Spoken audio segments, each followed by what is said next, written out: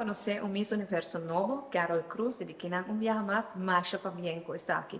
Pabienco também é todo candidato que vai participar de uma tremenda apresentação.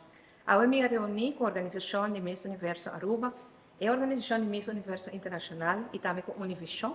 Nós intercambiar ideias arriba com o processo que está fazendo, o cambio que nós estamos mirando, tomando lugar, e também nós estamos muito contentes de estar na Aruba. Nós temos muito elogio para a organização local de Aruba, de nós candidatos, de nós Miss Universo e de Aruba em geral.